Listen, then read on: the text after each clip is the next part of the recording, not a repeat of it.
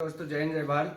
आप सभी का एक बार फिर से हार्दिक स्वागत है आपके अपने YouTube चैनल में। साथियों, आज हम आपके लिए बहुत महत्वपूर्ण और ऑथेंटिक जानकारी लेकर आए हैं।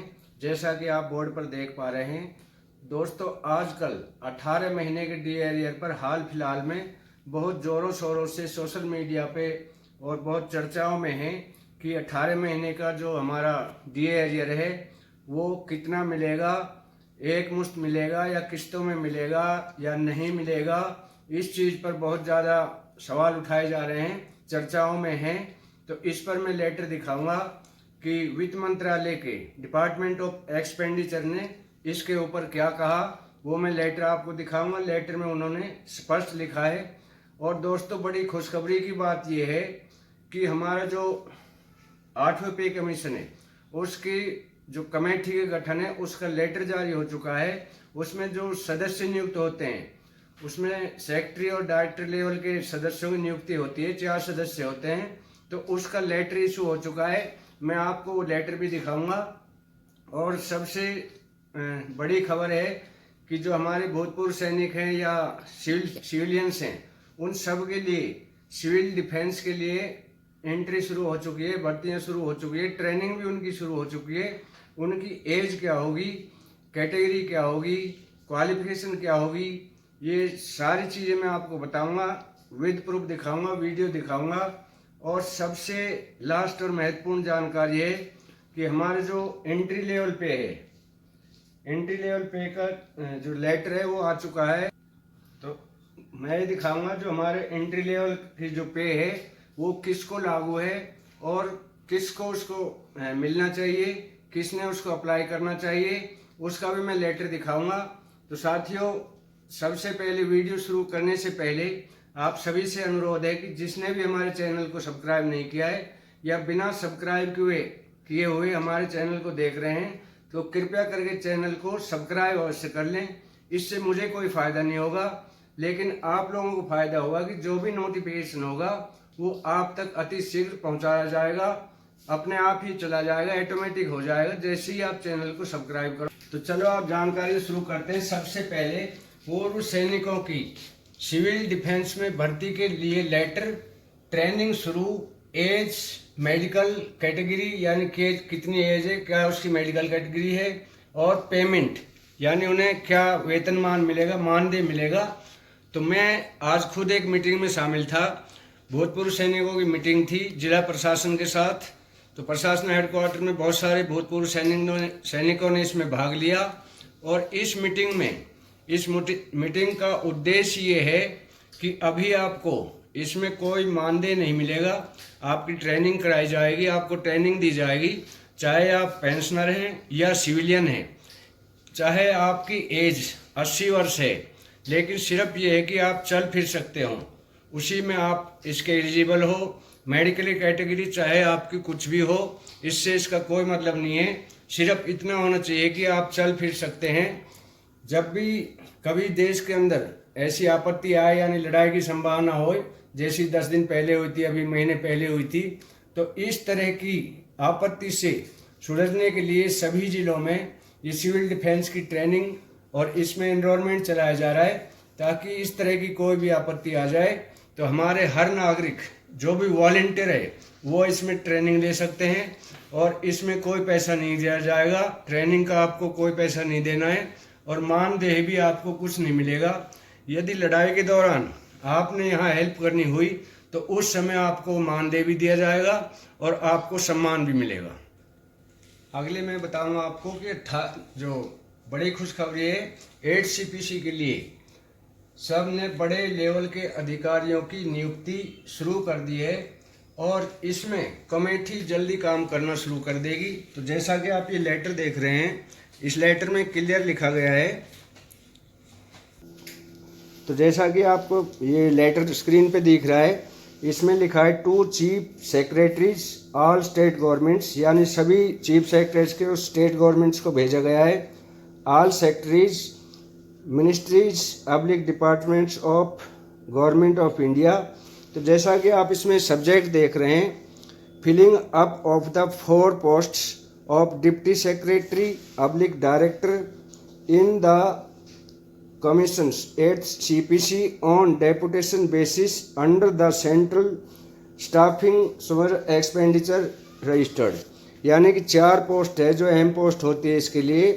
इसमें एक सेक्रेटरी होते हैं, एक डायरेक्टर होता है, 2 मेंबर होते हैं। तो उनकी ये जो 4 पोस्ट निकाली गई है उनके लिए लेटर जारी किया गया है।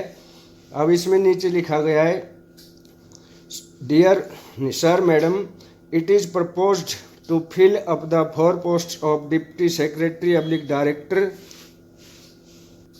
level 12/13 in the 8th Central Pay Commission CPC on deputation basis under the Central Staff Scheme under DO expenditure.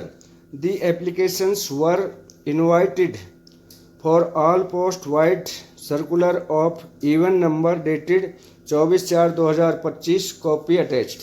यानी कि इन्होंने पहले भी लेटर निकाला है कि जो भी वॉलंटियर है, जो भी इसमें अप्लाई करना चाहता है वो इसके लिए अप्लाई कर सकता है। पैरा 2 में लिखा हुआ है, it has been decided to extend the last date for the submitting of application till 10/5/2025। या 10/5/2025 तक इसमें एप्लीकेशन फिल कर सकते हैं। और यह सबसे बड़ी बात यह है, जैसा कि आप देख रहे हो, कि यह कमेटी एकदम बनते ही ताबड़तोड़ अपना कार्य शुरू कर देगी। जैसे इस कमेटी का गठन हो जाएगा तो 8वें पे कमीशन का काम जोरों शोरों पर शुरू हो जाएगा। तो जैसे इसके पैरा नंबर लास्ट में देख रहे हैं, इट इज़ पैरा नंबर 2 में, it has been decided to extend the last date of submission of application till 10/6/2025। Para number 3 में, this may be brought to the notice of all concerned and the applications of the eligible candidates may please be forwarded / emailed accordingly. तो सब इसके लिए सबसे पहले ज़रूरी ये है कि कमेटी का गठन होना ज़रूरी है, तभी जाकर ये कमेटी अपना काम शुरू करेगी। तो भारत सरकार ने चाहे समय ले लिया हो, लेकिन अभी अतिशीघ्र इस काम की शुरुआत कर दी है और ये कमेटी जैसे ही नियुक्त होगी तुरंत अपना कार्रवाई शुरू कर देगी। चलिए अगली बहुत महत्वपूर्ण जानकारी हम देंगे। 18 महीने का डीए एरियर मिलेगा, किस्तों में मिलेगा या एक मुश्त मिलेगा? भारत सरकार का आदेश क्या बोलता है? तो ये लेटर मैं आपको दिखा रहा हूँ जो कि डिपार्टमेंट ऑफ एक्सपेंडिचर का है, जैसा कि आप स्क्रीन पे देख रहे हैं। तो इसमें ऑफिस मेमोरेंडम ये 23 अप्रैल 2020 का है। तो इसमें सब्जेक्ट है freezing of dearness allowance to central government employees and dearness relief to central government pensioners at current rates till July 2021।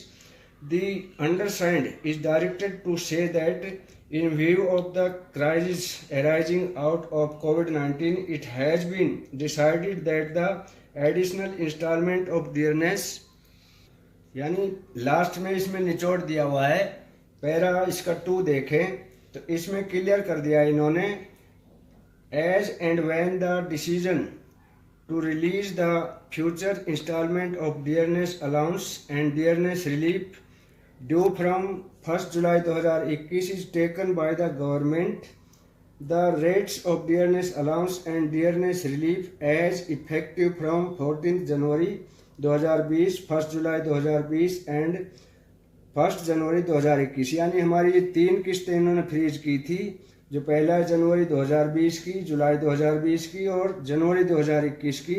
अब यहाँ देखो, आप ध्यान से पढ़ें, क्लियर लिखा हुआ है, will be restored respectively and will be submitted in the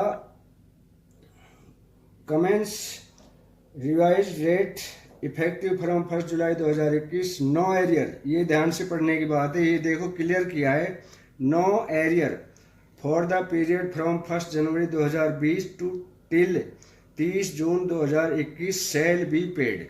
यानी उन्होंने क्लियर कर दिया है कि ये जो इस दौरान का जो ये है, ये बिल्कुल कोई पेड नहीं होगा, इसकी पेमेंट नहीं होगी। पैरा नंबर 3 में, these orders shall be applicable to all central government employees and central government pensioner. यानी सोशल मीडिया में झूठी अफवाहें फैलाए जा रहे हैं जबकि भारत सरकार ने ये क्लियर कर दिया है कि ये जो फ्रीज हुआ है, क्राइसिस हुई, देश पे आपत्ति आई है, तो इसका किसी को भी डीए नहीं मिलेगा। तो दोस्तों, यूट्यूबर के झांसे मत जाओ। बहुत सारे यूट्यूबर झूठ बोल रहे हैं कि खाते में आने वाला है, क्लियर हो चुका है, फाइनेंस मिनिस्टर से भी पास हो गया है। तो ऐसा कुछ भी नहीं है। ये 23 अप्रैल 2020 को भारत सरकार ने क्लियर लेटर दिया है, नोटिफिकेशन निकाला है कि ये आपको नहीं मिलेगा, एप्लीकेबल किसी को भी नहीं है। अगला है दोस्तों, ये मैं लेटर दिखाऊंगा। एंट्री लेवल का फायदा देखें। बेसिक 1100, हर महीने बढ़ोतरी, कम्यूटेशन में 39,287, ग्रेजुएटी में 16,192। यानी जैसा कि आप ये पीपीओ देख रहे हैं, लेटर देख रहे हैं, इसके अंदर इस जवान की एंट्री लेवल का जो केस था ये गया था। अब ये किसको लागू है, ये आप जैसे लेटर में देख रहे हैं, इनको जो हर महीने बेसिक में 1100 रुपये का लॉस हो रहा था और कम्यूटेशन में 39,000 का, जैसा कि आप लेटर में देख पा रहे हैं। अब ध्यान से सुनना है, ये किसको लागू है कि 1 जनवरी में जो जिस रैंक में था, 1 जनवरी 2026 में, 6 में, 1 जनवरी 2006 में जब पे कमीशन लागू हुआ, छठा पे कमीशन जो लागू हुआ था, उसके अंदर यदि वह सिपाही से भर्ती है और 1 जनवरी 2006 को सिपाही है तो उसको एंट्री लेवल लागू है, और यदि वह हवलदार से भर्ती है और 1 जनवरी 2006 को हवलदार ही है तो उनको लागू है। इसी तरह जो जिस रैंक में भर्ती हुआ उसी रैंक में 1 जनवरी 2006 को था, उनके लिए एंट्री लेवल लागू है। तो साथ ही ये थी आज